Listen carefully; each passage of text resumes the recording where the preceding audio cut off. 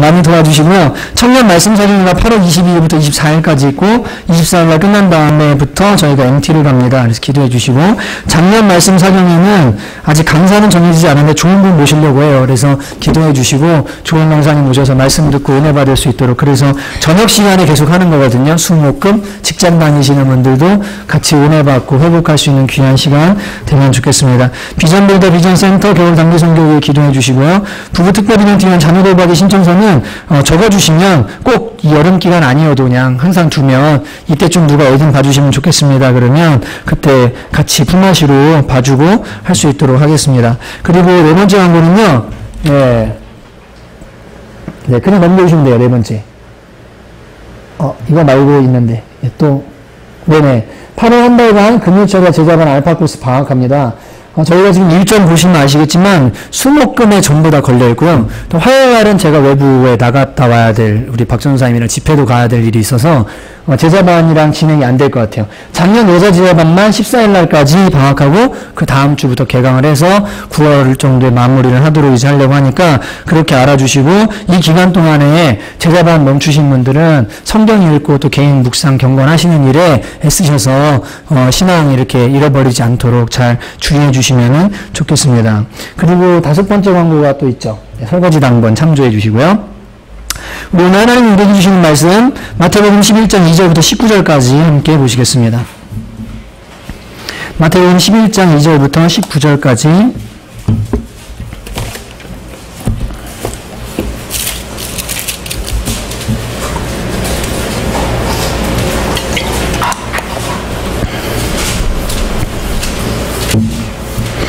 다 찾으신 줄로 믿고 제가 2절, 성도님들 3절 번갈아 가면서 읽겠습니다.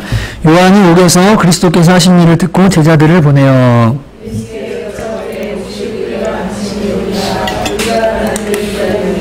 예수께서 대답하여 이르시되 너희가 가서 듣고 보는 것을 요한에게 알리되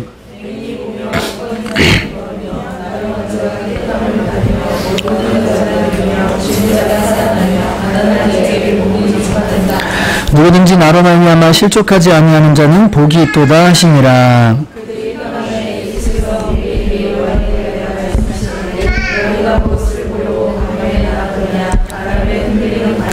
그러면 너희가 무엇을 보려고 나갔더냐? 부드러운 옷 입은 사람이냐? 부드러운 옷을 입은 사람들은 왕궁에 있느니라.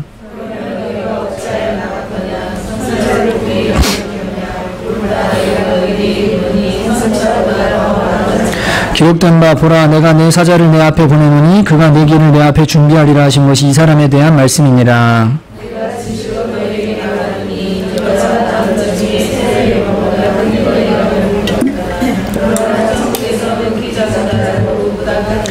세례 요한의 때부터 지금까지 천국은 침노를 당하나니 침노하는 자는 빼앗느니라. 만일 너희가 즐겨받을진대 오리라 한 엘리야가 곧 이 사람이니라. 이 세대를 무엇으로 비유할까? 비유하건대 아이들이 장터에 앉아 제 동물을 불러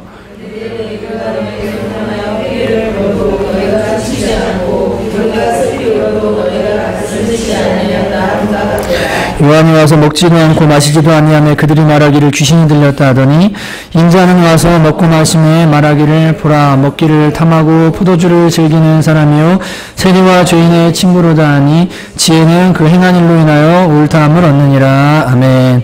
대리만족 신앙에서 벗어나라는 제목으로 함께 하나님 말씀을 나누겠습니다. 제가 어저께 간만에 제대로 아팠어요. 그래갖고 그 새벽부터 시작해서 오늘 새벽까지 약 먹고 밥 먹는 거 외에 계속 24시간 누워있다 나왔거든요. 근데 5시에 좀 몸이 개운해지길래 그래서 일어나서 준비하고 나왔는데 끝부분에 8페이지를 넘어갔는데 보통 10페이지를 준비하거든요. 조금 뭔가 제가 볼 때 좀 덜 다듬어진 것 같아요. 근데 주신 것만큼 가지고 왔으니까 함께 말씀 듣고 기도하고 그러면 좋겠습니다. 어려서의 기억인 것 같은데요. 명절이었던 것 같아요. 그 어렸을 때 그 총 있잖아요. 그 비비탄 총 아시죠? 그거를 제가 이제 사게 됐는데 콜트 45라는 권총이 있어요. 우리 남자분들 아실 겁니다. 그 조립해가지고 쓰는 게 있고 조립 완제품 나오는 게 있는데 저희 때는 주로 조립해서 쓰는 게 나왔어요. 근데 명절에 돈을 열심히 모아가지고 이제 막 세뱃돈 이런 거 받잖아요.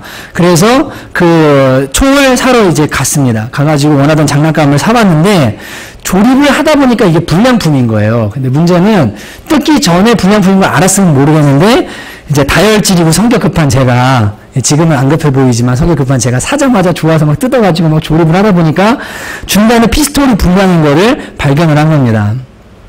이걸 어떻게 해야 되나 이제 이러다가 아버지한테, 아버지 이거 아빠 이거 불량품인데 가서 바꿔야 되는데 다 뜯어가지고 안 바꿔줄 것 같다고 그랬더니 아버지가 같이 가주시겠다 그래가지고 같이 문방구를 향해서 길을 나섰어요. 근데 가가지고 문방구가 다 근처 왔는데 아빠가 하시는 말씀이, 저 옆에 가게에 잠깐만 내가 뭐 사고 금방 갈 테니까 들어가서 아저씨랑 얘기하고 있어. 그럼 내가 금방 갈게 그랬거든요. 근데 들어가서 아저씨 이거 불량이에요 얘기하고 말을 시작하고 아빠를 기다리는데 아빠가 안 오시는 거예요. 계속 안 오시는 거예요. 기다려도 안 오고 뒤돌아보면서 아빠가 온다고 그랬는데 아빠가 와서 이거 불량품이라고 얼른 얘기해주고 아저씨니까 바꿔달라고 말을 해주셔야 되는데 계속 안 오시는 거예요. 아버지가 오셨을까요? 안 오셨을까요? 결국 안 오셨어요. 그래갖고 제가 막 눈물 글썽글썽하면서 이거 바꿔달라고 막 하니까 이 아저씨가 딴 건 둘째치고 불쌍했나봐요. 그래가지고 장난감을 바꿔줬습니다. 그리고는 집에 이제 씩씩거리면서 가면서 아빠가 어떻게 이럴 수가 있나. 오기로 해놓고 안 왔잖아요. 가가지고 나중에 얘기를 들어보니까 무슨 얘기냐면 아버지가 파파보이가 되는 거 아빠 의지하고 남자인데 아빠한테 이거 해결해 주세요. 가서 그 말만 못하고 그렇게 하는 거를 그게 싫었던 거예요. 그래가지고 아버지가 중간에 변명을 하고 네가 들어가서 네가 해결해라 라는 마음으로 혼자 들어가도록 아버지가 저의 담력을 길러주시려고 들어가게 하고 멀리서 기도하는 마음으로 기다리고 계셨던 거죠. 여러분들 이와 비슷한 기억들이 어쩜 있을지 모르겠습니다. 누군가가 도와주리라 믿었는데 침묵할 때, 와주리라고 믿었는데 그 사람이 외면할 때, 위로해 줄 거라고 믿었는데 도리어 책망당할 때에 그런 기억들이 종종 우리의 삶을 살다 보면 있습니다. 하나님을 향해서도 마찬가지죠. 하나님이 나를 도와주실 것 같았는데 주님이 침묵하고 계세요. 하나님이 이 정도 타이밍이면 무언가 액션을 취해 주셔야 될 것 같은데 잠잠하고 계신 것 같은 그런 것을 우리가 느낄 때가 있습니다. 오늘 본문에 나오는 세례 요한이 바로 이런 상황이었습니다. 세례 요한은 여러분이 잘 아시는 것처럼 예수님보다 6개월 먼저 태어난 예수님의 친척입니다.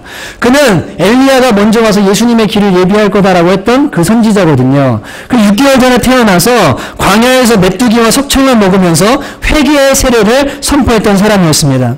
존 칼빈은 이 사람을 일컬어서 사람들의 마음에 예수님이 누우실 말구유를 준비시킨 사람이었다라고 표현합니다. 무슨 말이냐면 예수님이 이 땅에 오셔서 복음을 전파하실 때 예수님이 복음을 잘 전파하시고 그분이 사람들의 마음에 들어가실 수 있도록 말구유, 예수님 말구유에 오셨죠. 그 마음의 말구유를 준비해 준 사람이 바로 세례 요한이다라고 이렇게 평가하는 그런 사람입니다. 이 세례 요한은 당시 기득권층이었던 대제사장, 바리새인, 세금 징수원인 세리, 심지어 로마의 총독까지도 서슴지 않고 막 비판했어요. 오늘도 이제 그렇게 다 지금 감옥에 들어가 있는 상황이거든요. 진짜 선지자입니다. 그의 눈에는 사회적인 지위의 고하나 돈의 많고 적음이 중요하지 않았습니다. 하나님 앞에 회개하고 바로 서야 될 한 영혼만이 보일 뿐이었어요. 그래서 이 세례 요한은 참 선지자로서 바른 말을 할 줄 알았고 바르게 가르칠 줄 알았던 사람이 세례 요한이었습니다. 이런 세례 요한의 귀에 어떤 소문이 들렸냐면요. 당시에 유대 지방을 다스리던 헤롯이라는 총독이 있었습니다. 헤롯 아시죠? 근데 헤롯이 여러 헤롯이 있는데요. 성경에요. 헤롯 1세는 예수님이 태어날 때 이 지역을 다스리던 사람인데 세례 요한 때는 죽었어요. 그래서 예수님이 태어날 때 그 베들레헴 동리에 있는 2살 미만의 아이들 다 죽인 헤롯이 헤롯 1세입니다. 근데 이 헤롯 1세에게 부인이 5명이 있었는데 넷째 부인에서 태어난 사람이 헤롯 2세입니다. 오늘 본문에 나오는 헤롯이에요. 그 다음에 5째 부인에서 태어난 빌립이라는 왕이 있었습니다. 그러니까 지금 헤롯 1세에게 넷째 부인, 5째 부인이 있는데 넷째 부인에게 태어난 아들이 헤롯 1세, 2세, 그리고 5째 부인에게 태어난 왕이 빌립이라고 말씀드렸죠. 둘이 뭐예요? 무슨 지간이에요? 형제지간이죠. 배다른 형제지간입니다. 근데 이 배다른 형제지간인데 빌립의 부인이 누구냐면 헤로디아예요. 헤로디아. 이 성경 보시면 나옵니다. 이렇게 헤로디아인데 누군지 모르겠다 그러면 성경을 하도 안 읽으신 거예요. 헤로디아가 있습니다. 근데 이 빌립의 아내가 헤로디아인데 이 형인, 배다른 형인 헤롯 2세가 이 헤로디아와 눈이 맞았어요. 그래가지고 바람이 난 겁니다. 근데 지금 이미 동생의 부인이잖아요. 그래서 어떻게 했냐면 이 동생을 독살을 해요. 죽여요. 그리고 이 부인을, 헤로디아를, 동생의 부인을 자기가 취하게 됩니다. 겉으로 보면 미망인인 동생의 부인을 거둔 거예요. 그런데 알 사람은 다 알고 있는데 이 빌립을 헤롯 2세가 죽였다는 것을 사람들이 알고 있었습니다. 그러니까 지금 동생의 부인을 뺏으려고 동생을 죽이고 그 다음 동생의 부인을 빼앗아온 이 헤롯 왕에게 이 세례 요한이 가서요, 당신은 그거 잘못했다, 그거는 죄다, 그것은 못된 짓이다라고 아주 신랄하게 지적을 했어요. 요한복음 6장 17절 18절에 보면 제가 읽어드리겠습니다. 전에 헤롯이 자기가 동생 빌립의 아내 헤로디아에게 장가든 고로, 그죠? 지금 그 얘기죠. 이 여자를 위하여 사람을 보내 요한을 잡아 옥에 가두었으니, 지금 동생의 부인, 자기 부인이 됐는데 이거를 세례 요한이 비판을 했더니 이 여자가 마음이 상한 거예요. 그래서 헤롯이 어떻게 했냐면 세례 요한을 잡아다 옥에 가두었습니다. 이는 요한이 헤롯에게 말하되 동생의 아내를 취한 것이 옳지 않다 하였습니다. 왕에게 찾아가서 헤롯에게 직접 세례 요한이 그것은 잘못이다라고 말했기 때문에 그를 잡아서 옥에 가두어 둔 겁니다. 옥에 가두어 둔 거예요. 근데 여러분 되게 재미있는 것은요, 오늘 주제랑은 좀 다른데 요한이 헤롯에게 직접 이렇게 비판했는데 이 말씀 뒤에 19절 20절에 보면요, 잘 들어보세요. 헤로디아가 요한을 원수로 여겨 죽이고자 하였으되, 지금 부인은 죽이려고 하죠, 그죠? 하지 못한 것은 헤롯이 요한을 의롭고 거룩한 사람으로 알고 두려워하여 보호하며 그의 말을 들을 때 크게 번민을 하면서도 달갑게 들음이로라. 이 헤롯이요, 세례 요한이 잘못을 지적했는데요, 여러분 이 헤롯이 어떻게 합니까? 자기 마음에 세례 요한의 질책을 어떻게 들었어요? 달게 들었어요. 달게 들었습니다. 여러분 이게 지금 아직 살아있는 양심인 거예요. 하나님이 기회를 주시는 겁니다. 말씀이 들려져서 마음을 찌르는 거예요. 돌이키라는 겁니다. 그런데 이 헤롯이 어떻게 합니까? 나중에 예수님을 결국 십자가에 내어주는 자리까지 가게 되죠. 빌라도와 헤롯이요. 자기 양심의 소리에 하나님이 주신 은혜의 기회에요, 반응하지 못해요. 성경에서 비참한 나라로 떨어지는 사람이 이 헤롯이 됩니다. 이 헤롯이 돼요.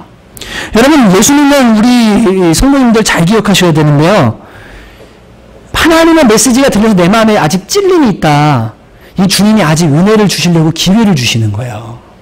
근데요, 그 찔림을 계속 뒤로 한 채로 그냥 딱 몰라 그리고 가잖아요. 이따가 맨 뒤에 나오겠지만 피리를 불어도 같이 기뻐할 줄 모르고 하나님의 울음에도 반응하지 못한 화인 맞은 양심이 돼버립니다. 이게 심각한 문제예요. 여러분 헤롯조차도 세례 요한의 질책에 마음에 뭐하냐면 찔림이 와서 달게 들었어요. 달게 들었습니다. 여러분 이런 마음이 있어야 돼요. 이제 여기서부터 이제 오늘 본문에 중요합니다. 지금 헤롯이 잘못했어요. 세례 요한이 예수님의 오실 길을 준비하는 사람이에요. 이 헤롯에게 다가가서 이것은 잘못이라고 말했습니다. 그리고 나서 어떤 일이 벌어졌냐면 감옥에 갇히는 일이 벌어졌어요. 여러분 잘 들으세요. 제가 아까 저희 아버지가 이렇게 문방구 갈 때 저는 힘이 약하니까 아저씨한테 말해주세요. 그래서 아버지랑 같이 가자고 그랬죠. 제가 가가지고 그 아저씨한테 아저씨 이거 불량품인데라고 말했는데 누가 와줘야 돼요? 아빠가 와주길 바랬어요. 아빠가 와서 빨리 이거를 해결해 줬으면 하는 바람이 있었어요. 그런데 세례 요한이요, 헤롯에게 잘못을 지적하고 죄를 지적했는데 여러분 잘 들으셔야 됩니다. 지금 세례 요한은 예수님이 오실 길을 앞에서 예비하는 사람이에요. 뭡니까? 전령이에요. 그가 지금 이 땅에 잘못된 왕, 자기 동생 죽이고 부인 빼앗아 온 왕과 뭐였냐면 맞짱 뜬 거예요. 잘못했다고 지적한 거예요. 그러면 감옥에 갇혔어요. 누가 와야 돼요? 예수님이 오셔야 돼요. 메시아인 예수님이 와서 세례 요한을 구해주기를 바랬어요. 여러분 이게 세례 요한의 마음이었습니다. 오늘 2절 보십시오. 요한이 옥에서 그리스도께서 하신 일을 듣고 제자들을 보내요. 이 요한이 옥에 갇혀있는데요, 지금 이 왕의 죄를 지적하고 그를 질타한 다음에 옥에 갇혔는데 그가 생각했던 메시아, 이 땅에 로마의 정복으로부터 자유케 해주시고 민족을 해방케 해주시고 전쟁에 능하신 예수님, 그 메시아가 지금 옥에 갇힌 나라에 와서 구해줘야 정상인데 아무 일도 안 일어나고 있는 겁니다. 아무 일도 안 일어나는 거예요. 그냥 계속 옥에 있는 거예요. 요한이 마음에 의문이 들기 시작했어요. 본인이 예수님한테 세례를 줄 때 분명히 성령이 비둘기같이 내리고 하늘에서 이놈을 사랑하는 아들이라고 하는 음성이 들렸습니다. 그래서 그가 메시아일 것이라고 기대했어요. 그런데 아무 일도 일어나지 않는 거예요. 그래서 제자들을 보내서 물어보는 거예요. 뭐라고 물어봅니까? 당신이 메시아가 맞습니까? 우리가 다른 사람을 기다려야 됩니까? 라고 지금 말하고 있는 것입니다. 여러분 왜냐하면 당시에 잘 아시다시피 이 유대 사람들, 세례 요한도 마찬가지로 믿음이 충만했지만 마음속에 무슨 생각이 있었냐면 메시아가 온다는 것은 곧 로마로부터 우리를 자유케 해주고 이 로마의 압제로부터 우리를 자유케 해줘서 나라가 부흥하게 해주고 잘 살게 해주고 잘 먹게 해주고 고통 없게 해주고 이것이 메시아가 하는 일이라고 생각하고 있었어요. 그런데 예수님이 자기가 예수님의 앞길을 준비하는 사람하고 가서 왕과 싸웠는데 아무 일도 안 하고 침묵하고 있으니까 요한의 마음에 이상한 의심이 들기 시작한 겁니다. 여러분, 이 세례 요한의 한계와 의심을 보면서 우리도 위로를 받죠. 왜냐하면 믿음의 조상도 의심하죠. 모세도 의심하죠. 기드온도 의심하죠. 성경에 나오는 모든 사람들이 다 의심하는 것을 봅니다. 사람은 다 약하다는 걸 보게 됩니다. 여러분, 마음속에 어떤 의심이 들잖아요. 신앙이 의구심이요. 그러면 세례 요한은 어떻게 합니까? 제자들을 보내서 그 의구심을 풀죠. 근데 마음속에 어떤 신앙의 의심이 생기잖아요. 지금 같은 상황이요. 주님이 이만하면 도와줘야 될 것 같아요. 내가 지금 어떤 하나님의 이름으로 일을 쳤는데 아무 일도 안 일어나요. 주님이 침묵해요. 뭐 이런 상황이 일어나면 마음속에 의심이 들고 하나님 살아계신 거 맞아? 이게 왜 이런 거야? 막 이런 생각이 드는데 그때 어떻게 해야 되냐면 하나님께 물어야 돼요. 놔두면 안 되고 그 의심을 풀어야 됩니다. 근데 의심을 계속 가지고 있으면요, 마음속에 믿음이 좀먹게 되는 거예요. 믿음이 썩어지게 되는 거예요. 하나님 앞에 정직한 게 최선인 겁니다. 그래서 세례 요한은 자기 제자 2명을 보내서 예수님 메시아 맞습니까? 근데 왜 제가 여기 있어야 됩니까? 라고 지금 묻고 있는 겁니다. 근데 여러분 잘 들으십시오. 예수님의 대답이 2가지인데요. 이겁니다. 첫째는 이거예요. 이사야 61장의 예언을 들어서 여러분 5절과 6절 한번 읽어보시겠습니다. 5절 한번 읽어보죠. 시작. 맹인이 보며 못 걷는 사람이 걸으며 나병한 자가 깨끗함을 받으며 못 듣는 자가 들으며 죽은 자가 살아나며 가난한 자에게 복음이 전파된다 하라. 여러분 뭐라고 하십니까? 가난한 자에게 복음이 전파되고 맹인이 보게 되고 걷지 못하는 자가 일어나게 된다. 내가 하고 있는 일이 이거다. 성경에 예언된 메시아의 일이니까 요대로 전해라. 그 다음 2번째가 뭡니까? 6절. 누구든지 나로 말미암아 실족하지 아니하는 자는 복이 있도다 하시니라. 주님이 뭐라고 하냐면 내가 지금 병든 자 고치고 성경이 말하는 대로 하고 있고 그 다음에 나 때문에 실족하지 않는 사람 복이 있다고 요한에게 전해라 라고 말씀하십니다. 여러분 이게 중요한 겁니다. 첫 번째 대답 의미가 뭡니까? 병든 자가 살아나고 죽은 자 살아나고 병든 자 일어나고 맹인이 보게 된다. 여러분 이게 지금 무슨 얘기예요? 잘 들으셔야 돼요. 예수님 이 얘기하시는 거예요. 세례 요한, 네가 생각하는 메시아 사상, 메시아가 와서 로마와 압제로부터 우리를 자유케 해주고 잘 먹고 거라고 생각했던 그거 잘못된 생각이니까 버려라. 나는 너희가 생각하는 대로 전쟁하러 온 게 아니라 죽으러 왔다. 나는 부자들과 권력자들을 위해서 온 게 아니라 가난하고 맹인이고 절름발이고 소외된 사람들을 위해서 이 땅에 왔다. 나는 높아지기 위해서 이 땅에 온 게 아니라 낮아지고 섬기고 생명을 주려고 이 땅에 왔다. 나는 살기 위해서 온 게 아니라 죽기 위해서 왔다. 나는 십자가 휘장을 붙이고 전쟁하러 온 것이 아니라 십자가에 나 자신을 내어주러 왔다. 네가 오게 있는 것은 당연한 것이다. 내가 너 구해줄 거야. 내가 너 지금 가가지고 안 죽게 해줄 테니까 잠깐만 기다리라고 말하지 않고요. 나는 그런 일을 위해서 온 사람이 아니야 라고 주님께서 말씀하셨어요. 여러분 이게 복음의 내용입니다. 여러분 우리 속에 무슨 생각이 있냐면요. 이런 생각이 있어요.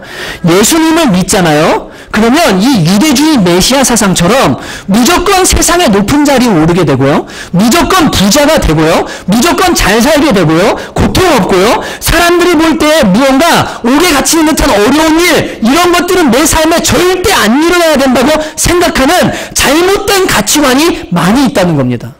여러분 그러면 이라크에 복음 전하러 갔다가 못 베어 죽은 고 김성일 씨 아시죠? 그분 두려움 가운데 나 좀 살려달라고 미국 건너오지 말라고 하다가 죽었잖아요. 그 사람은 실패한 겁니까? 그 사람은 완전히 비참한 건가요? 예수 잘못 따른 건가요? 여러분 그런 게 아니에요. 지금 세례 요한이 가지고 있던 이 메시아 사상이 지금 예수를 믿는 우리한테도 똑같이 있는 거예요. 무조건 예수만 믿으면 호미가 쩍쩍 갈라지고 막 사자 입을 막히고 막 불 속에 들어가도 절대 머리털은 안 타고 교통사고에서 나만 살아남고 여러분 삼풍백화점 무너졌을 때 어떤 사람들은 환상 보고 살아났어요. 근데 어떤 사람은 예수 잘 믿는 사람인데 거기 매몰려서 죽었어요. 그러면 살아난 사람은 하나님이 사랑하는 사람이고 안 사랑하는 사람은 다 주님이 안 사랑하는 사람입니까? 여러분 도대체 신앙의 기준이 뭡니까? 지금 세례 요한이 오게서요 그걸 바라는 거예요. 왜 기적을 안 베풀어 주느냐고요. 예수님이요 그거 아니라고 지금 말씀하고 있는 겁니다. 여러분 믿음만 있으면 혼에도 갈라지고 무조건 하나님 내 편이 돼서 무슨 일이든지 원하는 대로 내가 원하는 대로 다 되어진다는 거 이거 신앙 아닙니다. 여러분 신앙만 있다면 내가 세상을 향해서 승부를 딱 걸고 나면 나머지는 주님이 와서 다 뒤치다거리를 해주실 거야. 여러분 이것도 신앙 아닙니다. 여러분 참된 신앙은 하나님의 응답을 쟁취해내는 것이 아니라 하나님의 뜻에 내가 반응하는 거예요. 가장 위대한 기도는 하나님의 뜻을 바꾸는 기도가 아니라 하나님의 뜻에 응답해서 내가 변화되는 기도가 진짜 기도입니다. 세례 요한에게 주님께서 이거를 말씀하시는 거예요. 주님, 제가 옥에 있는데 왜 침묵하십니까? 나 너 도와줄 거 아니야. 나는 죽기 위해서 왔어. 너도 옥에서 죽을 거야. 그게 네 하나님의 널 향한 뜻이야. 지금 복음이 증거되고 있다. 이걸로 기뻐해라. 세례 요한에게 주님께서 하신 말씀이 이겁니다. 가서 구해주면 얼마나 좋아요. 칭찬 한마디 해주면 얼마나 좋아요. 그런데 주님이요, 칭찬조차 안 해요. 칭찬조차 안 해요. 너의 잘못된 믿음을 버리라는 겁니다. 이거예요. 너 감옥에서 죽을 수도 있다. 그러나 네가 나를 믿는다면 죽어도 살 것이고 영원히 죽지 않을 거야. 지금 이 땅에서 억울하게 죽지만 하늘에서 상급이 있을 것이다. 내가 이루려고 하는 왕국은 이 땅에서 잘 먹고 잘 살고 높은 지위에 올라가는 왕국이 아니라 하늘나라에서 보상받는 왕국이다. 이게 주님이 지금 세례 요한에게 하시는 말씀인 겁니다. 여러분, 우리나라 이명박 대통령이 장로 대통령 됐죠? 그죠? 기독당 만드는 거 아시죠? 어떤 사람들이? 그 정광훈 목사님인가요? 강남교회 누구죠? 김성광 목사님. 저는 그분은 목사라고도 부르고 싶지 않은데, 예. 그런 사람들끼리 합쳐가지고 기독당을 만들거든요? 이 쓰레기짓 하는 거예요. 예수님이 이 땅에 와서 만약에 이 땅을 그런 식으로 정복을 하려고 하셨다면 예수님의 말궁에서 태어나시면 안 돼요. 어디서 태어나셔야 돼요? 왕가에서 태어나시면 되죠. 안 그래요? 뭐 하려고 십자가에 올라가요? 뭐 하려고 가난한 자들이나 최대한 죄인들과 함께 주님이 거기 머무세요? 여러분, 이런 가치관들이 믿음을 어떻게 하냐면 자꾸 병들게 하는 거예요. 제가 수요일 금요일에도 말씀드렸지만 우리에게 주신 비전은 딱 하나예요. 뭔 줄 아십니까? 성경 다 찾아보세요. 성경에서 직업적으로 주님이 인도해 준 사람 없어요. 직업적으로 너는 이 비전 이루냐, 여기서 네가 답이 될 거야, 이렇게 인도해 주신 사람 성경에 아무도 안 나와요. 여러분, 다니엘이 총리가 될 때도요, 그가 바벨론에 와 나는 총리가 될 거라는 꿈을 가진 적이 없어요. 요셉이 감옥에 갇혔을 때 나는 국무총리가 될 거라는 꿈을 가진 적이 없어요. 그가 그냥 하나님을 사랑하고 이웃을 사랑하다 보니까 하나님이 그를 그 자리에 놓으신 거예요. 그를 사용해야 돼서. 그가 욕심을 부려서 내가 이렇게 높은 자리에 올라가야 되겠습니다. 하나님이 거기 응답하신 게 아니라 그가 주님을 신실하게 따르다 보니까 거기에 올라가게 된 거예요. 여러분, 우리에게 주신 신약 성경의 비전은 딱 두 가지입니다. 하나님 사랑하고 이웃 사랑하는 거.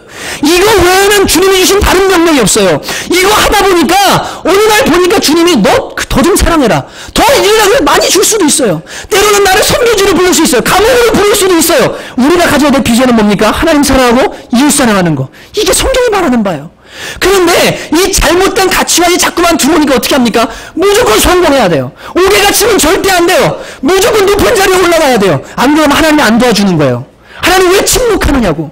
왜 어떻게 나한테 이런 일이 일어날 수 있느냐고.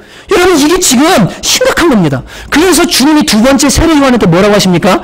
나로 말미암아 실족하지 아니하는 자는 복이 있도다. 왜냐하면 복음의 내용이 세상의 가치관과 반대이기 때문에 그렇습니다. 세례 요한에게 주신 말씀이에요. 너 감옥에 죽을 수도 있는데 내가 너 안 구할 거거든? 근데 나 때문에 실족하지 마라. 실족하지 않는 사람 복 있다. 여러분, 예수를 따른다는 것은 세상적으로 보면 포기하고 싶은 것을 포기해야 될 일들이 많다는 걸 의미합니다. 로마서 9장 33절에 보면 내가 걸림돌과 거치는 바위를 시온에 두노니라고 말합니다. 그를 믿는 자는 부끄러움을 당하지 아니하리라. 이게 무슨 말입니까? 예수님 자체가 걸림돌이고 거치는 돌이라는 거예요. 베드로전서 2장 8절 또한 부딪히는 돌과 걸려 넘어지게 하는 바위가 되었다 하였느니라. 예수님의 가르침과 예수님을 믿는다는 것 자체가 걸려 넘어지는 바위가 되고 때로는 돌이 된다는 겁니다. 여러분, 원수를 사랑하는 복음을 들었어요. 사랑하라는 말씀을 들었어요. 원수 사랑하는 게 쉽습니까? 어렵습니다. 여러분, 그런데 거기에요, 어떤 사람은 어떻게 되냐면 걸려 넘어지는 거예요. 어떻게 원수를 사랑하라고 그래? 어떻게 우리 식구를 살인한 원수를, 연쇄살인범 있잖아요. 어떻게 사랑하라고 말할 수가 있어? 네가 당해봐. 하나님이 일 안 당했으니까 나한테 지금 그렇게 말하는 거 좀 못합니다. 그리고는 이 복음 앞에 어떻게 합니까? 걸려서 넘어지는 거예요. 부자 청년이 있었어요. 재산을 팔아서 가난한 사람 중 너나 따라와라. 그랬더니 이 사람 어디에 넘어졌습니까? 그 재물을 팔아서 가난한 사람 나누어 주라는 것에 넘어졌어요. 여러분, 복음은 이런 거예요. 예수님의 말씀은요, 거치는 돌과 넘어지는 돌이 됩니다. 그러나 중요한 것은 거기에 걸려 넘어지지 않고 반석 위에 서게 되면 이때부터는 흔들리지 않는 신앙이 되는 거예요. 예수님의 말씀은 반석이 되든지 아니면 이 말씀에 순종하지 않으려는 사람에게는 거치는 돌이 되든지. 그래서 주님은 뭐라고 하셨냐면 돌 위에 떨어져서 가루가 될 것이라고 말씀하셨습니다. 하나님의 말씀은 그만큼 강력하고 우리에게 강력한 요청을 하십니다. 그래서 지금 이 세례 요한에게도요, 너 감옥에서 내가 안 구해줄 거거든? 복음은 이런 거거든? 그런데 너 시험 들지 마. 넘어지지 마. 그리고 끝까지 참아. 세례 요한 감옥에서 죽습니다. 내가 조금 손해를 보더라도 가난한 자에게 복음을 전파한다면 기뻐하고, 내가 조금 자존심이 상하더라도 가난한 자에게 복음을 선포한다면 족한 것. 그거 지금 주님이 얘기하는 거예요. 예수 따라가다 보면, 그분 가르침대로 살려다 보면 말씀이 여러분에게 거치는 돌이 되고 넘어지고 실족하게 만드는 어려움이 될 수가 있습니다. 여러분, 그러나 반석 위에 서는 신앙이 돼야지 반석에 걸려서 넘어지는 신앙이 되면 안 되는 거예요. 말씀의 반석 위에 올라타려고 하면요, 계속 미끄러지고 넘어지고 피 흘리는 일이 있어요. 말씀대로 살려고 하다 보면요. 아까 말씀 원수 사랑하려고 하면요, 저 까칠하고 막 진짜 마음에 안 드는 사람 내가 끝까지 끌어안고 사랑하려고 다가가면 상처 주고 아프게 하고, 그래도 주님 말씀이니까 또 한 번 다가가고 계속 그 말씀의 반석 위에 서려고 애쓰다 보면 상처 나고 피 나고 흔적이 남습니다. 그러나 여러분 어떻게 해야 됩니까? 끝까지 순종하다 보면 결국은 반석 위에 서게 되는 거예요. 반석 위에 서게 되는 거예요. 상처가 나더라도 끝까지 순종하는 겁니다. 피가 나도 끝까지 순종하는 거예요. 미끄러져 걸려 넘어지더라도 순종하는 거예요. 사랑하는 성도 여러분, 말씀에 걸려 넘어지지 마십시오. 말씀 앞에 돌아서지 마시기 바랍니다. 미끄러지더라도 끝까지 말씀을 순종하는 것에 포기하지 않는 여러분 되시기를 바랍니다. 예수님의 가르침 앞에서 누가 이 말씀을 받을 수가 있겠느냐고 어떤 무리들은 돌아섰습니다. 저는 그렇게 순종 못하겠습니다라고 돌아섰어요. 그런데 어떤 사람들은요, 생명의 말씀이 주님께 있는데 제가 어딜 가겠습니까? 라고 하고 주님을 따르는 사람들이 있었어요. 여러분, 생명의 말씀이 주님께 있으니 제가 어디 가겠습니까? 여러분, 이렇게 주님을 따르는 여러분 되시기를 주님의 이름으로 축복합니다. 저는 상상해 봅니다. 비록 성경에 기록되지 않았지만 이 말씀을 전해들은 세례 요한의 반응을 상상해 봐요. 감옥에서 주님이 구출해 주셨으면 했는데 제자들이 와서 하는 말이, 눈먼 자가 눈 뜨고 병든 자가 낫고 죽은 자가 살아난대요. 그리고 예수님 때문에 실족해서 넘어지지 말래요. 그게 끝이었습니다. 그랬더니 세례 요한이요, 거 봐라, 내가 이럴 줄 알았어. 내가 예수님 메시아라고 그 앞에 막 저기하고 난리 났는데 나 하나도 안 도와주잖아. 야, 이게 우선 살고 봐야지. 감옥에 있는 게 무슨 의미 있겠냐. 헤롯, 당신 그거 죄 내가 너무 까칠하게 지적한 거는 용서해달라고, 나 좀 풀어달라고. 세례 요한 이렇게 했을까요? 아니요. 그렇게 안 했을 거예요. 겸손히 자신의 무지함과 욕망을 회개하고, 비록 나라 뺏긴 상황은 변함없지만 이 기득권층에 들러붙어서 잘 먹고 잘 사는 사람들이 아니라 가난한 자들을 위한 복음이 증거되는 이 사실 때문에 세례 요한은 기뻐하고 예수님 때문에 기뻐했을 것입니다. 여러분, 예수님이 단 한마디 위로 없이 세례 요한에게 제자들을 돌려보낸 다음에요, 그 다음에 뭐라고 하시냐면 세례 요한을 칭찬하십니다. 여러분, 그 인생 살다가 많은 사람 만나시잖아요. 여러분 앞에서 여러분의 칭찬을 하는 사람들은요, 대부분 뒤에 가면 여러분 욕을 합니다. 살아보니까요. 예. 근데요, 나한테 쓴소리를 해주는 사람들은요, 뒤에 가서 칭찬하는 사람들인 경우가 많아요. 예수님은요, 세례 요한의 제자들에게요, 가서 전해라. 세례 요한, 너 대단한 사람이야. 너 훌륭한 사람이야. 너만한 사람이 없어라고 말하지 않으셨어요. 끝까지 견디라고 그래. 복음을 위해 순교하라고 그래. 그리고는 이 제자들이 딱 가고 나니까 뭐라고 하시냐면요, 여자가 낳은 자 중에 세례 요한보다 큰 사람이 없다. 너희가 무엇을 보려고 광야에 나갔냐? 선지자 보려고 나갔지. 부드러운 옷 입은 사람들은 왕궁에 있다. 주님께서 그러시면서 오늘 16절부터 19절의 말씀을 주셨습니다. 이게 예전 성경에는요, 뒤에 나오는 회개하지 아니하는 도시들과 함께 붙어 있었어요. 단락이요. 근데 이번 성경에는 이 단락을 세례 요한 말씀 부분에다가 붙여놨습니다. 왜냐하면 성경을 해석할 때 우리가 이 단락을 어떻게 나누냐가 상당히 중요하거든요. 근데 그전에는 회개하지 않는 고울들을 향해서 너희가 피리를 불어도 춤추지 않고, 너희가 슬퍼해도 울지 않고, 너희 회개하지 않으면 하나님이 이렇게 번하신다라는 그런 메시지로 붙여서 해석을 했는데, 이번 성경에는요, 이것은 세례 요한에 대한 말씀과 함께 가는 게 좋겠다고 거기다가 붙여놨습니다. 여러분, 예수님이 뭐라고 하십니까? 너희가, 핵심은 이거예요. 너희가 광야에 왜 나가냐? 여러분, 광야는 해비치죠. 광야는 모래벌판이죠. 강 있죠. 요단강. 거기 뭐 볼 거 있어요? 볼 거 없잖아요. 구경거리 없잖아요. 그런데 너희 왜 나갔냐? 그 선지자로 나간 거 아니냐라고 말씀하십니다. 근데 그렇게 해놓고 뭐라고 하시냐면 오늘 16절과 19절을 말씀하시는 거예요. 16절 보세요. 이 세대를 무엇으로 비유할까? 비유하건대 아이들이 장터에 앉아 제 종물을 불러 이르되, 그 다음 제가 말씀드리겠습니다. 이런 거예요. 결혼식 놀이와 장례식 놀이를 하는 겁니다. 애들이 장터에서.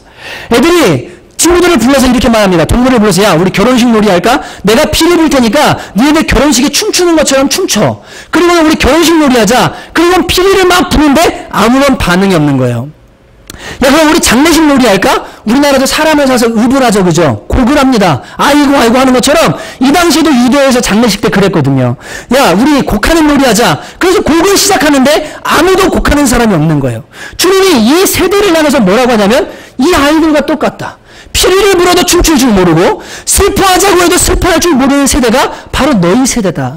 왜냐하면 세례 요한이 와서요, 금식하고 메뚜기와 석청 먹고 낙타 털어 입으면서 광야에서 사니까 이 사람들이 뭐라고 하면 저 사람 미쳤다고 그랬어요. 귀신 들렸다고 그랬어요. 예수님이 오셔서요, 복음을 선포하고 소망을 선포하고요, 세리와 죄인들과 함께 먹고 마시고 즐기고 포도주 먹고 막 고기 먹고 이러면 사니까요, 이 바리새인과 대제사장들이 뭐라 하냐면 저거 완전 죄인이야. 저거 완전 또라이야. 저거 선지자도 아니야. 여러분, 선지자 세례 요한한테 뭐라 그래요? 미쳤다고, 귀신 들렸다고 그러고, 예수님한테 뭐라 그럽니까? 저거 제정신 아니야, 죄인이라고, 죄인의 친구라고 욕하고 있는 이 사람들을 보면서 주님이 너희들 지금 이 아이들과 똑같다고 말하는 겁니다. 요약하면 이겁니다. 너희들 동정, 공감, 말씀의 반응, 하나님 말씀의 소통, 이런 거 하나도 없고 비판만 남아있다. 어떤 선지자가 와도 너희는 그 사람 비판할 줄만 알지 그 말씀에 반응할 줄 모른다. 그게 너희다. 세례 요한 보려고 너희가 광야에 나갔지. 선지자 보려고 나갔지. 근데 가서 들은 메시지가 뭐야? 너희들 듣고 바뀌었어? 너희들 그대로야.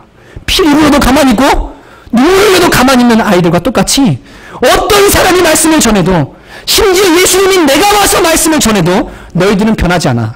너희들 심각해. 주님이 지금 그 얘기 하시는 거예요. 세례 요한을 통해서 그 얘기를 하고 계시는 겁니다. 도대체 어느 장단에 맞춰서 말씀을 전해줘야 너희들은 춤추냐? 어느 장단에다가 맞춰서 말씀을 전해야 너희들은 변화될 것이냐? 예수님이 지금 그 얘기 하시는 겁니다. 저는 지난주에 차를 바꿨습니다. 저희 클릭을 팔고 2003년식 소렌토로 제가 차를 바꿨거든요. 이제 이 얘기를 하면 어떤 분은 이제 차값이 얼마일까? 그리고 2003년식이니까 10년 된 차거든요. 교회 돈 있나? 죄송하지만 교회 돈 아니거든요. 그죠? 아시죠? 교회에서 저희가 사례를 받는 것도 지금 지난달도 저희가 30만원, 50만원 교회에 마이너스였어요. 저희 생활비에서요. 그러니까 만약에 이게 딱 들었을 때요, 어떤 분이요, 야, 넓은 차로 바꿔서 진짜 감사하다. 얼마나 좋을까. 그동안 괴로워하셨는데. 그러면 저를 사랑하는 분이에요.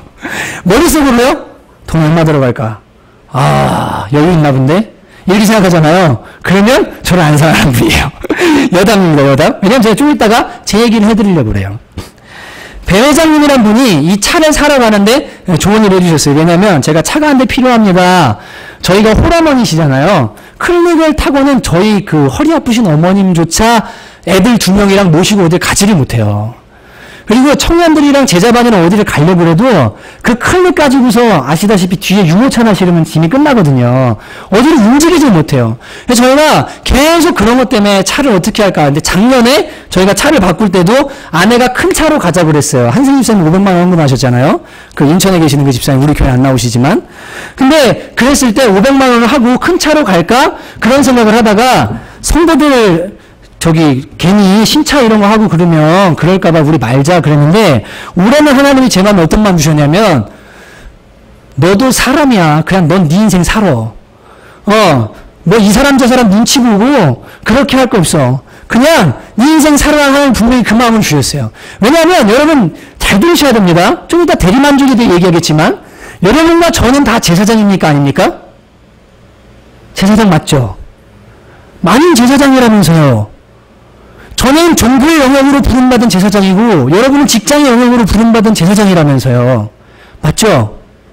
교회에서 목사님이 이게 하나님 뜻 같습니다. 그러면 성도들이 뭐라 그래요?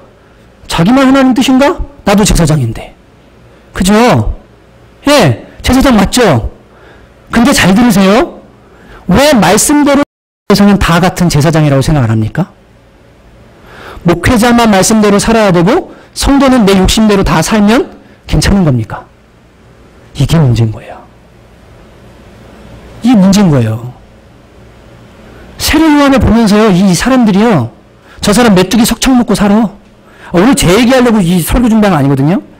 메뚜기 석청 먹고 살아. 야, 대단하네. 메시지 진짜 좋아. 막 가슴이 팍팍 찔려 막. 돌아가서 회개를 안 해요. 돌아가서 말씀대로 안 살아요. 주무신 입어놓고 뭐라고 하시는 거예요. 이 차를 바꾸러 갔는데요. 이 배회장이라는 분이 그래서, 같이 이제 클립을 타고 어디 갔다 왔거든요. 우리 박 전도사님이랑. 이게 뒤에다가 뭐 짐을 이렇게 실어놨더니 박 전도사님 뒤에 타셨는데, 뒤에 씌워놓은 짐이 막 옆으로 코너링 할 때마다 막 떨어지고 막 가방 쏟아지고 막 이러면서 막 이제 갔는데, 차가 이 모양이라 제가 차를 좀 바꾸려고 혹시 중고차 하시는 분 아세요? 그랬더니, 안다고 그 자리에서 운전하다 말고 전화를 하시는 거예요. 그리고는 안산에 있는 친구인데 가가지고 좋은 차를 좋은 값에 사면 좋겠다고 소개를 해주셨어요. 근데 제가 갔습니다. 가가지고 그분한테 싸게 산 건 아니고요. 제 값을 주고 샀고 제 차도 제 값을 주고 팔았어요. 그리고는 그분과 이제 식사를 하게 됐는데 차를 미리 고쳐놔야 되잖아요. 근데 차를 안 고쳐놔가지고 계속 수리하는데 한 8시간인가 걸렸거든요. 토탈 시간이. 근데 그 친구분이랑 그분이 그 집사님이세요. 김종호인가? 예. 근데 교회는 주일날만 다니는 분이에요. 근데 이분이랑 같이 식사를 하는데 이분이 쭉 자기 인생 스토리를 얘기하는데 광고회사라도 한번 크게 망했어요. 지금 신용불량자예요. 그래갖고 아무것도 대출이고 뭐고 안 되고 그래서 중고 딜러를 하면서 뭐 하냐면 어려우니까 고3 아들이 있거든요. 저녁에 대리운전을 뛰는 거예요. 그리고 부인은 대리운전 사무실에서 콜센터에 전화 받는 일을 합니다. 제가 막 그 얘기를 밥 먹으면서 이렇게 막 듣는데 가슴이 막 되게 아프더라고요. 막 나이도 지긋하고 한때 되게 멋있었겠다. 진짜 잘생기셨어요. 그런 분이 밤에 대리운전하면서 1, 2만 원 그거 벌어가지고 애들 이 중고차니까 현금이 없대요. 그거 벌어다가 애들 용돈 주고 할 그 생각을 하니까 가슴이 제가 막 아프더라고요. 그래가지고 저희도 돈이 없는데 밥값을 이제 아내랑 이따 여보 그냥 우리가 계산하자. 그리고 밥값을 계산을 했어요. 그리고는 그 고3 아들 뭐라도 좀 사다 줬으면 좋겠다 해서 주머니 2만 원인가 있길래 꺼내가지고 헤어질 때 손에 쥐어주면서 이거 가지고 애기 맛있는 거 사주시라고. 그랬더니 결국은 막 신랑이를 버리다가 차를 타고 가려고 하는데 차 창문 사이로 그거를 던져놓았다 그러더라고요. 우선 이 얘기 하나 드리면 두 번째, 지난주에 강남역에서 어떤 형제를 만났어요. 그 형제가 말씀 때문에 고민하고 있는 형제입니다. 내가 직업을 바꿔야 되나까지 말씀 때문에 고민하는 형제예요. 처음에는 그 형제가 저한테 메시지를 가지고 막 비판하듯이 얘기할 때는 제가 처음에 뭐 어쩔 수 없지 뭐 하나님 말씀이 말씀인데 이렇게 생각했는데 그날 이 형제랑 얘기할 때 핸드폰에다가 얘기를 정리를 해왔어요. 강사님 제가 강사님 말씀이 진리인 거 압니다. 근데 제 안에 고민이 있어서 어떻게 하는지 적어왔습니다. 그리고는 저의 직업이 하나님 말씀에 반대되는 거라면 바꿔야 될지 어떻게 해야 될지 얘기를 좀 해주세요. 그리고 이걸 읽는 거예요. 제가 마지막에 기도할 때요. 형제님 기도할 때 아니라 얘기할 때 형제님 속에 하나님 계신다고. 거듭난 사람 맞다고. 수많은 사람들이 메시지를 들어도 갈등하지 않고 사는데 하나님의 말씀이 마음에 들어가서 내가 이걸 어떻게 해야 되나까지 고민하고 있다면 주님 백성 맞다고. 그리고 대화를 마무리했거든요. 근데 그날 이 형제를 만나기 전에 11번 출구에 서 있는데요. 햇볕이 막 진짜 엄청 강했어요. 근데 그 11번 출구에다가 어떤 사람이 있었냐면 타이어 뒤에 이거 다리 잘려가지고 타이어 차고 있는 분 있죠. 그분이 그 떼약볕에서 이거 구걸하고 있는 거예요. 그전에는 7, 8번 출구에서 제가 봤는데 그날따라 11번 출구로 와 있더라고요. 너무 마음이 아프길래 그 잠깐 기다리는 동안에 가가지고요. 마실 거 물이라도 얻어다 드릴까요? 그랬더니 괜찮대요. 있대요. 그래서 5,000원 손을 쥐어주고 힘내시라고 그러고 왔어요. 근데 이제 제가 말하고 싶은 건 이겁니다. 그 중고차 하시는 분 있잖아요. 이분 얘기를 쭉 듣고 제 마음이 이렇게 울컥하면서 밥이라도 사드리고 힘이라도 드리고 싶다. 이런 마음이 한편에 쭉 올라오는데요. 그 다음에 여기서 올라오는 생각이 뭔지 아세요? 저 사람 이걸로 얼마 이득 볼 텐데. 내 차 가져가서 이거 붙여서 팔고 또 중고차는 중고차 값대로 나한테 팔면 이 사람은 얼마가 남을 텐데. 이 생각이 딱 올라오면서 무슨 생각이 드냐면요. 하지 말까? 주지 말까? 그 길거리에 있는 그 사람 도와주려고 할 때도 마음에 어떤 생각이 드냐면 성령님이 주신 생각 딱 올라오는데요. 길거리 지나가면서 10명 중에 1,000원만 줘도 저 사람 나보다 수입 좋을 텐데 내가 굳이 가가지고 이 마음을 전해줘야 될 이유가 있을까? 근데 주님이 원하시는 건 뭔 줄 아세요? 요한아, 아직 예수 믿는 사람들 때문에 세상이 살만한다는 거, 아직도 세상에 따뜻한 사람이 있다는 거, 그거 좀 알려주면 좋겠다. 주님 제 마음에 주신 건 그거였어요. 그게 하나님 마음이고요. 하나님이 거기에 공감하기를 원하시더라고요. 공감하기를 원하시더라고요. 오늘 아침에 이건 진짜 좀 웃긴 일인데요. 저희 집에 다 큰 여자 때문에 제가 되게 놀랐어요. 왜냐면 아침에 일어나가지고 하루 종일 아파서 24시간 정말 누워있어요. 그냥 꼬박 누워있었어요. 제 아내가 여기 있지만 밥 먹는 시간 말고 누워있다가 그래도 말씀 준비는 해야 되잖아요. 5시 일어나가지고 타이핑하다가 셔츠를 큰 방에 널어놓고 다리 자는 게 생각나서 제 아내도 애들 때문에 힘드니까 제가 들어가서 셔츠를 가지고 나왔어요. 그리고 다리고 있는데 좀 있다 갑자기 제 아내가 머리는 반 풀려가지고 하얀 옷을 입고 막 달려나서 여보! 이러는 거예요. 깜짝 놀라고 왜 그러냐니까 축구 어떻게 축구 막 이러는 거예요. 보셨죠? 예. 축구 어떻게 막 그러는 거예요. 그래서 마침 그때 다림질을 하면서 제가 그 축구를 켜놨거든요. 승부차기 하는 그거를 보려고 하는 타임이었거든요. 그게 제 아내도 제가 셔츠를 집으로 들어갔다 그 찰나에 깬 거예요.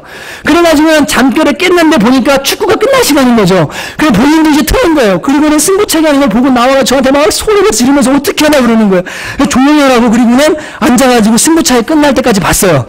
봤는데 제 아내가 승부차기 끝날 때 그 마지막에 있잖아요. 막았잖아요. 그 넣었잖아요. 기성용이.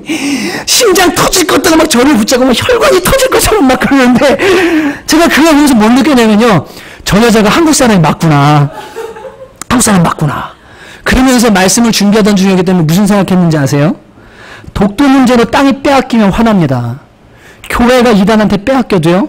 사람들이 화내지 않아요. 오심으로 인해서 억울한 일을 당하면요. 길을 쓰고 어떻게든 간에 그거를 풀려고 그러는데요. 예수님이 이 땅에 오해받고 교회가 오해받고 사람들이 교회를 향해 손가락질하는데 다 침묵해요. 주님이 울어도 아무도 안 울어요. 주님이 기뻐해도 아무도 기뻐하지 않아요. 여러분 예수님이요 지금 너희들 도대체 뭐 듣고 사는 거냐? 하나님의 마음에 너희들이 감동되어져서 살고 있냐? 뭘 느끼며 살고 있냐? 주님 지금 이거 말씀하시는 겁니다. 교회 공동체는 둘째치고 나 개인은 하나님의 말씀 앞에 어떻게 반응하고 있는가? 회개의 메시지 앞에 가슴을 찢는 회개가 있는가? 예수님의 소망과 회복의 메시지 앞에 나는 진짜로 기뻐하고 있는가? 여러분 나도 주여 주여 하는 자마다 천국에 들어가는 사람이 아니라 아버지의 뜻대로 행하는 자라야 들어간다고 말씀하시잖아요. 여러분 그러면 교회에서 메시지를 듣고 하나님의 말씀을 내가 들었어요. 여기서 울기까지 했어요. 가슴에 감동까지 받았대요. 그러면 그대로 살아야죠. 그대로 살아내려고 최소한 노력을 해야죠. 그런 마음이 없다면 이게 지금 심각하게 병든 거 아닙니까? 여러분 2주 전에 교회를 위협하는 가장 큰 적이 세속주의라고 했습니다. 교회와 신앙을 위협하는 또 두 가지 있어요. 뭔지 아세요? 개인주의와 대리만족이에요. 개인주의는 뭔 줄 아십니까? 나만 성공하면 돼요. 나는 절대 오래 갇히면 안 돼요. 나는 절대 선교가면 안 돼요. 우리 자식은 절대 목회자 되면 안 돼요. 왜냐면 고생스러우니까요. 세상에서 좋은 직업, 사자 들어가는 직업, 좋은 것만 가지고 살아야 돼요. 고난받고 십자가 당하는 일은 다른 사람이 해야 돼요. 교회 가야 돼요. 나는 그거 싫어요. 여러분 이게 개인주의예요. 봉사는 다른 사람이 하세요. 저는 그런 거 못합니다. 고난받는 것은 주님이 십자가에서 하시고 저는 영광만 받기 원합니다. 여러분 이게 개인주의입니다. 여러분 고난 없으면 영광도 없어요. 주님을 위해서 고난받지 않으면 하늘나라의 멸류관도 없습니다. 여러분 기억하셔야 돼요. 내 삶에 주님을 위한, 교회를 위한, 하나님 나라를 위한 진정한 헌신과 말씀대로 살고자 하는 몸부림이 있는가? 여러분 이거 점검하셔야 됩니다. 대리만족은 뭔 줄 아십니까? 제가 큰 차를 바꾸면서 제 아내한테 한 말이 다 그거였어요. 여보, 내가 드디어 결정을 했어. 그리고는 차 바꾸러 가. 그리고는 뭐라고 했냐면 이렇게 말했어요. 우리 성도들이 되었든 누가 되었든 간에 목회자한테 어떤 삶이든 요구할 수 없어. 왜냐하면 전부 다 목회자의 삶을 살아야 되기 때문에 그래. 여러분 이것은 제가 아내들 이건 율법이나 그전에 제가 율법으로 작은 차를 무조건 샀거든요. 율법이 아니라 사치가 아니라 실용으로 가자. 실용적으로 살자. 실용적으로 살아야 될 것 같다. 예, 실용으로 가자고 그랬거든요. 그리고 제가 뭐라고 했냐면요. 그랬어요. 목회자 한 사람 고생하고 괴로워하고 만약에 이렇게 하는 거 어떤 사람이 보면서요. 저 사람은 저렇게 살아야 돼. 그리고 성도들은 주님 말씀대로 안 살아요. 그리고는 전하는 메시지 듣고 뭐 하냐면 대리만족해요. 아, 우리 목사님 끝내줘. 어떤 교회에서 만약이에요. 우리 교회 얘기가 아니고요. 우리 메시지 좋아. 와서 들어봐. 진짜 가슴 팍팍 찢는다니까. 그리고는 자기는 말씀대로 안 살아요. 여러분 이게 대리만족 신앙이에요. 다른 사람 간증 들으면요. 와 멋있다. 그래 하나님 멋있다. 좋다. 그런데요. 너는 그렇게 살아라. 나는 그렇게 못 산다. 라고 하는 게 대리만족 신앙인 거예요. 여러분 이거 버리셔야 돼요. 하나님 이거 깨뜨리셔야 됩니다. 제가 이제 아까 말씀드렸죠. 뒷부분에 정리가 안 됐다고. 왜냐면 아파가지고 정말 아팠어요. 근데 제가 이 결론을 어떻게 내릴까 그러다가요.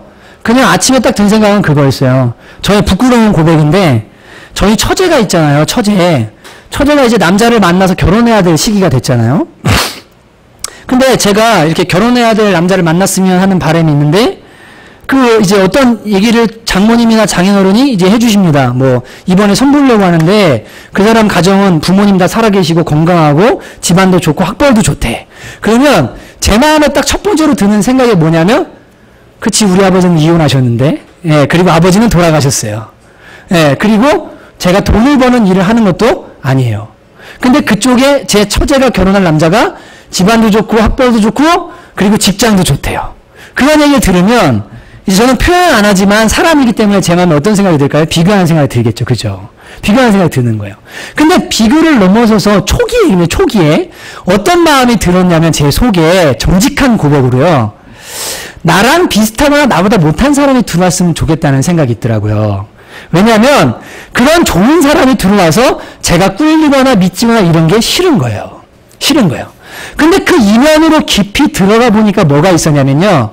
제가 처제와 처가를 저의 가족으로 생각을 안 하고 있더라고요. 이해가 되시죠? 제가 사랑하지 않고 있더라고요. 사랑하면요. 그 사람한테 좋은 사람이 와서 결혼한다 그러면 나보다 10배가 아니라 100배 좋은 사람이 들어왔으면 좋겠다. 내가 아내를 사랑하는 것보다 1000배 정도 사랑해 줄 수 있는 사람을 만났으면 좋겠다는 게 정상인 거예요. 이게 정상인 거예요. 이해가 되시죠? 하나님을 사랑하고 교회를 사랑한다면요. 여러분 이 마음이 당연한 겁니다. 그럼 아까 제가 여담이지만 그랬잖아요. 제가 차를 바꿨는데요. 와 좋으시겠다. 기쁘다. 아 잘됐다. 그러면 사랑해 주는 거예요. 근데요. 월 할부 얼마 들어갈까? 저 돈 어디서 구할까? 아 저 돈 있으면 교회 헌금이 나지. 여러분이 하세요. 여러분이. 그렇게 생각한다면 여러분 그거는 사랑하는 게 아니에요. 교회 안에서요. 어떤 분이 좋은 집에 들어가게 됐어요. 하나님 복을 주셨어요. 야 너무 감사하다. 하나님이 저렇게 복 주셔서 편안하게 살 수 있도록 해주시니 진짜 감사하다. 박수 쳐주고 좋아해주고 그러면 사랑하는 거예요. 근데요 뒤에서 뭐 하냐면요. 하나님은 우리 집은 안 바꿔주고 또 저 사람만 저렇게 하고 저 사람 하나님은 하나님이 우리 하나님 아닌 것 같아. 옆에 막 그런 마음 가지고 있다면 그거 뭡니까? 사랑하는 거 아니에요. 슬픔도 마찬가지예요. 여러분 어떤 사람이 슬픈 일을 당할 때 거 봐라 거 봐. 내가 그렇게 살다가 그럴 줄 알았다. 네가 하나님을 그때 여기 살다가 그런 일이 벌어지지. 여러분 이것은 사랑하는 게 아니에요. 그가 슬퍼하는 일을 당하면 어떻게 하는 겁니까? 함께 뭐예요? 우는 거예요. 설령 이게 죄로 인해 넘어졌다 할지라도 그 사람의 약함 때문에 넘어졌다 할지라도 우리가 가족이고 한 공동체고 예수 안에 하나다 그렇다면 함께 울고 함께 기뻐하는 것이 뭡니까? 예수님이 우리에게 가르쳐주신 가르침인 겁니다. 여러분 이 소통, 이 공감 그리고 이러한 하나님의 마음에 감동되는 마음이 없다면 내 양심이 지금 이 바리새인과 같은 양심은 아닌가 하나님 앞에 점검하셔야 돼요. 그리고 기도하셔야 돼요. 제가 주님의 마음을 알기 원합니다. 주님의 그 마음을 좀 나에게 부어달라고 그렇게 움직여지는 사람이 되게 해달라고 기도하셔야 돼요. 여러분 기도하시길 바라요. 하나님 사랑하게 해주시고 교회 사랑하게 이웃 사랑하게 해주시고 네 옆에 있는 사람들을 향해서 하나님의 마음을 가지고 살아갈 수 있는 마음을 달라고 여러분이 기도하시기 바랍니다. 그 마음 가지게 될 때 여러분과 저를 통해서 복음이 역사하고 하나님의 사랑이 전해지는 귀한 일들이 일어날 줄로 믿습니다. 여러분 함께 우리 찬양할 텐데요. 내 마음의 주를 향한 사랑이 찬양합니다. 여러분 혹시나 제가 차 얘기하면서요. 저기 강수사님 할부 계산해서 저거 여러분 여러분한테 제가 언제 헌금 많이 하라고 또 뭐 11조 누구 안 하신다고 쫓아다니면서 그런 적 있습니까? 저는 여러분한테 그런 거 관심 없습니다. 왜냐하면 계속 말씀드리면 저는 제 인생 사는 거예요. 하나님 위해서 살면서요, 교회를 통해서 하나님이 저한테 주시는 거 있으면 그거 먹고 살고요, 안 주시는 거 없는 대로 사는 거예요. 그냥 저는 제 인생 살 겁니다. 여러분도 여러분의 인생 사십시오. 누구 앞에서요? 하나님 앞에서. 제 눈치 보지 마세요. 저 때문에 시험 들지 마세요. 말씀 때문에 걸려 넘어지지 마세요. 여러분이 하나님 앞에 잘하고 있으면 그걸로 떳떳하면 돼요. 여러분이 잘못하고 있으면 하나님 바르게 하세요. 그러면 되죠. 왜 저 같은 인간 말 때문에 시험 듭니까? 쓸데없는 거에 말 못듣는 사람은 시험 들지 마십시오. 여러분 하나님 앞에서 내가 진짜로 말씀대로 살고 있나, 말씀에 반응하고 있나, 여러분 그것이 유일한 기준입니다. 여러분 이 시간에 찬양할 텐데, 여러분 찬양하고 하나님 저에게 주님의 마음 달라, 이런 삶을 말이 아니라 살 수 있도록 해달라고 같이 한번 찬양하고 기도하도록 하겠습니다. 내 마음에 주를 향한 사랑이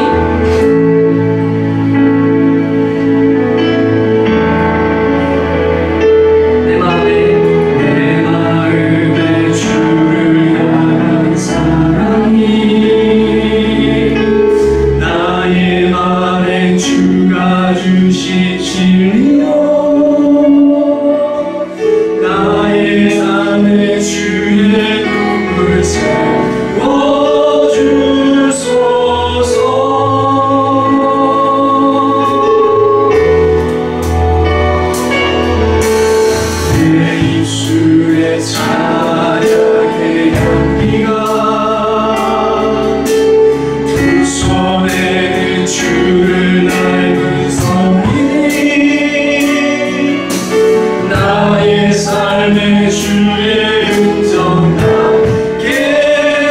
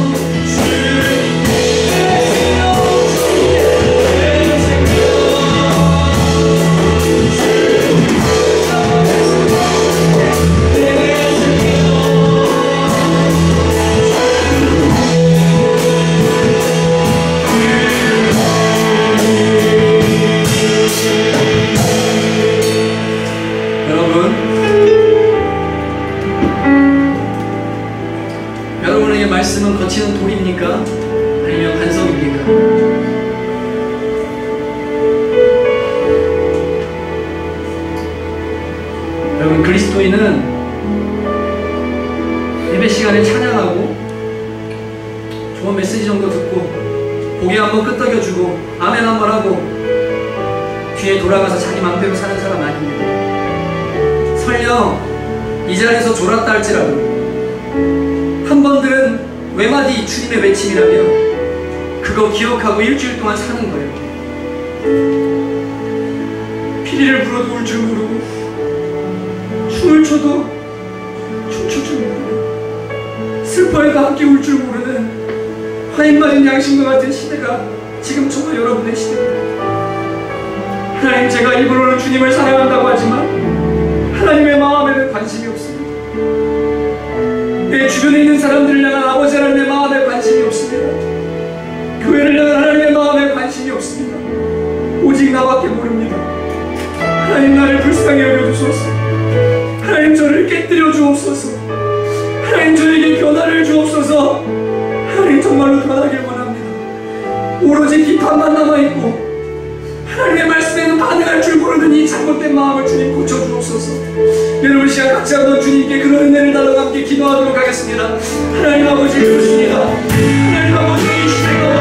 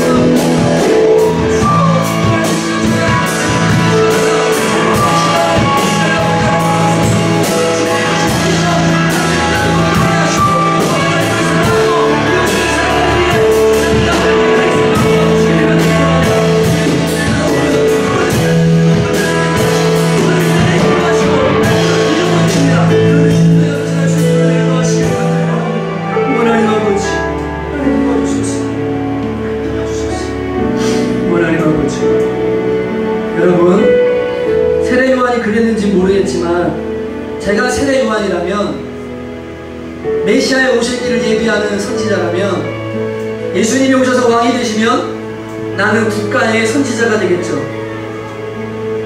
국무처럼요. 엄청 높은 자리겠죠. 그런 상상 안 했을까 생각해 봅니다. 여러분, 우리에게도 이런 잘못된 신앙이 있는 거 하나님 앞에 고쳐달라고 기도해야 됩니다. 예수님 통해서 성공하고, 예수님 통해서 돈 많이 벌고, 예수님 통해서 높은 자리에 올라가려고 하는 그런 마음들 다 내려놓으셔야 돼요. 하나님 사랑하고 이웃 사랑하다 보면 주님이 비전 주시기도 합니다. 또 때로는 높은 자리에 좋은 위치에 가게 하십니다. 그러나 그것이 하나님보다 먼저 우리의 비전이 되면 절대 안 됩니다. 하나님이 주신 것이라면 받아야 되지만 그렇지 않은 것이라면 내려놔야 됩니다. 여러분, 지금 한 번 더 기도할 때, 하나님, 제 안에 잘못된 메시아 주의, 잘못된 이 기독교 가치관 하나님 고쳐주십시오. 예수님이 낮은 자리 그리고 소외된 사람들 돌보셨던 것처럼 저희도 그렇게 마음을 쏟을 수 있도록 해달라고 같이 한번 간절히 이 부분 놓고 한 번 더 기도하도록 하겠습니다. 하나님 아버지, 사랑하는 성도들 그리고 사랑하는 아버지 하나님, 기도를 주시고 사랑을 기억하고 하나님 주님 기도하는 아버지를 주님이 주신 하나님 기도해 주시고 하나님 사랑하고 이웃 사랑하고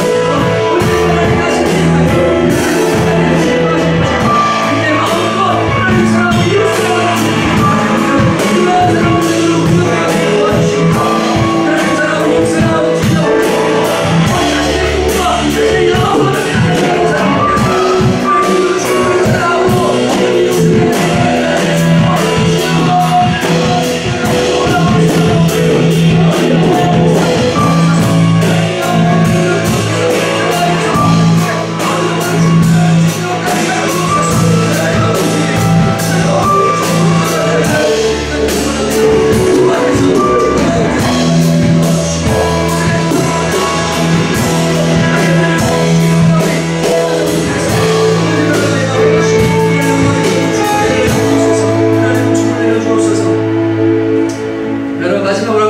기도하겠습니다.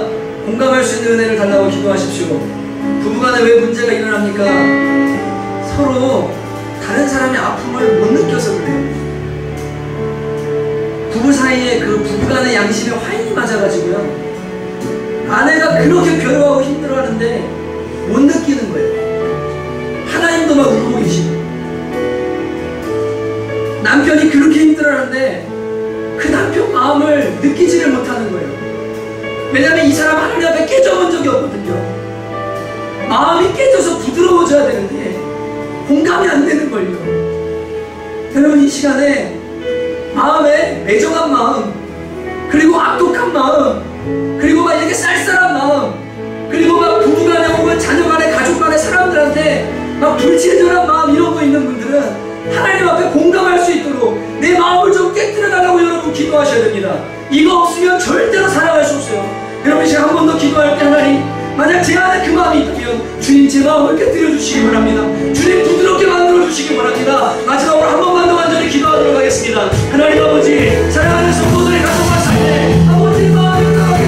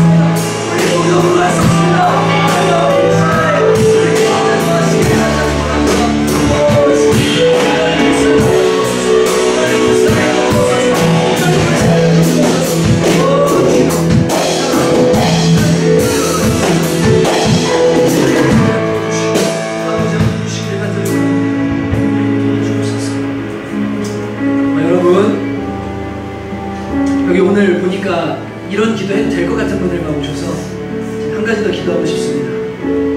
교회를 위해서 좀 기도해 주시면 좋겠는데요, 저희가 재정을 오픈을 안 하는 이유가 있어요. 왜냐하면 계속 마이너스거든요. 뭐 신방하고 활동하고 이런 것들, 청년들 밥 사고 이런 거 그냥 저희 카드로 하기도 하고 저희 걸로 하기도 하고, 아이들 30년간 빠져나가는 거 저희 통장에서 빠져나가고, 세도 2달 전에 저희가 빌려서 냈고요. 여러분한테 그걸 오픈하면 재정적인 부담이 막 생길까봐 진짜 여러분 사랑하는 마음 때문에 사실 오픈 안 합니다.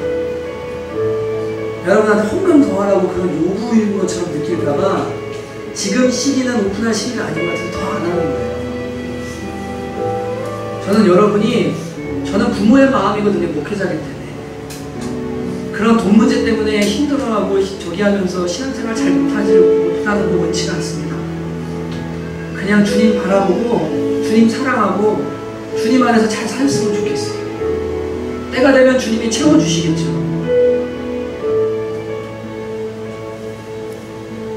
네, 여러분, 저도 사람이라 힘들 때가 있거든요. 목회자지만 저랑 뭐 애들 좋은 거 사주고 또 좋은 거 먹고 또 그러고 싶지 않겠습니까? 제가 말씀드리고 싶은 것은 여러분 기도해 주십시오. 저는 총원교회에 알곡 성도들이 늘어나서 그분들과 함께 이 땅을 바꾸고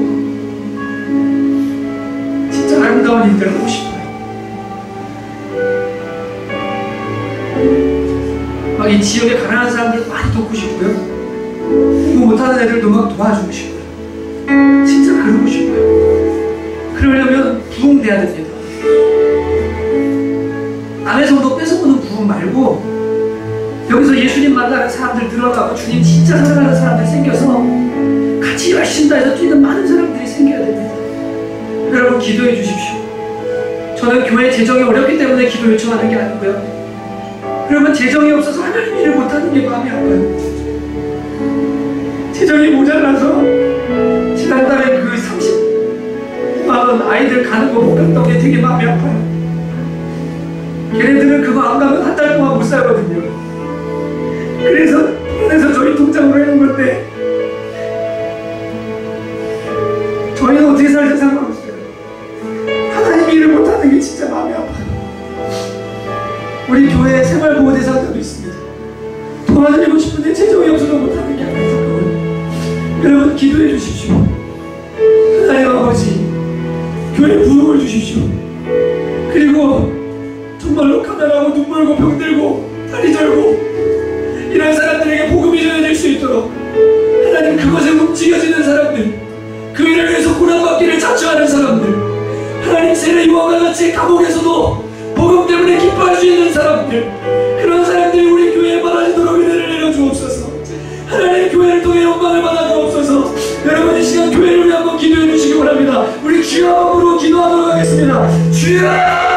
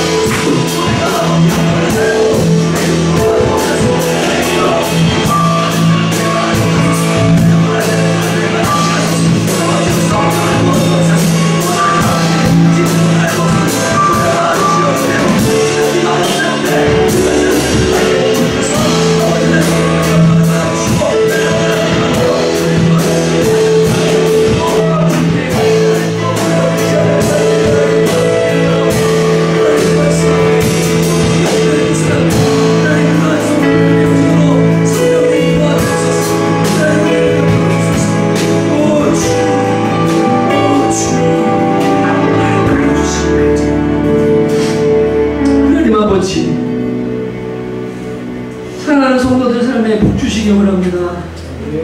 하나님 사랑하고 이웃 사랑하는 것이 최우선인 사람들에게 하나님 복 주시기 원합니다.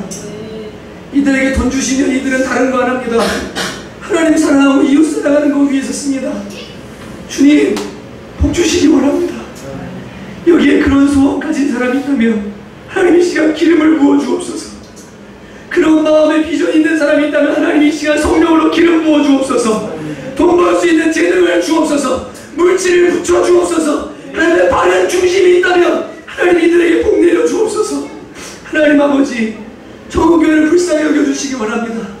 하나님 복음을 위해 존재하는 교회가 될 수 있도록 도와주시기 원합니다. 말씀에 반응하는 교회가 될 수 있도록 도와주시기 원합니다. 하나님 그냥 대리만족하고 다른 사람은 그렇게 살지언정 나는 그렇게 살지 않아도 괜찮다고 생각하는 잘못된 신앙에서 벗어나게 하나님 도와주시고 천국 가는 날까지 주님 앞에 바른 신앙 갖기 위해서 몸부림치는 저희들 될 수 있도록 하나님 은혜를 내려 주시옵소서. 아버지 하나님 사랑하는 정부의 성도들 붙들어 주셔서 마지막 날 천국 갈 때 전부 다 천국문에서 만날 수 있도록 도와주시고 한 사람도 빠짐없이 상급받고 거기서 기뻐하고 즐거워하는 모든 성도들 될 수 있도록 성령께서 인쳐주시고 인도하여 주시옵소서. 주님께 모든 것 감사드립니다. 하나님 아버지 한 주간 동안 말씀 붙들고 살 수 있도록 도와주시기 원하고 감사드리고 예수님의 이름으로 간절히 기도하였습니다. 아멘. 주기도문 하실 텐데요. 정말 감사드립니다. 교회 재정 때문에 절대 시험 들지 마십시오. 그리고 오늘 제 메시지 때문에 시험 들지 마십시오. 절대 그러지 마시고요. 진짜 하나님 앞에서 하나님이 원하시는 것만큼만 하시고 하나님이 기뻐하는 삶만 사시면 돼요. 저도 그런 목회자가 되면 되고요. 그러니까 포커스는 그거니까 절대 마음에 혹시라도 어떤 생각 이런 거 절대 하시면 안 됩니다. 그냥 주님만 바라보시면 됩니다. 당부드립니다. 아멘이시죠? 네, 아멘이십니다. 우리 시간에 같이 한번 주님 가르치는 기도 하실 때 제가 진짜 걱정돼요. 그래서 자꾸 말씀드려요. 네, 정말 저희는 어떻게 살아도 괜찮아요. 진짜 정말 시험 들지 마세요.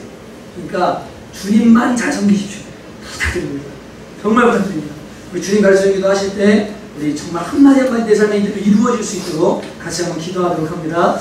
하늘에 계신 우리 아버지여, 이름이 거룩히 여김을 받으시오며 나라의 마음이시며 뜻이 하늘에서 이루어진 것 같이 땅에서도 이루어지이다. 오늘날 우리에게 일용할 양식을 주옵시고 우리가 우리에게 죄 지은 자를 사하여 줄 것 같이 우리의 죄를 사하여 주옵시고 우리를 시험에 들게 하지 마옵시고 다만 악에서 구하옵소서. 대개 나라와 권세와 영광의 아버지께 영원히 있사옵나이다. 아멘.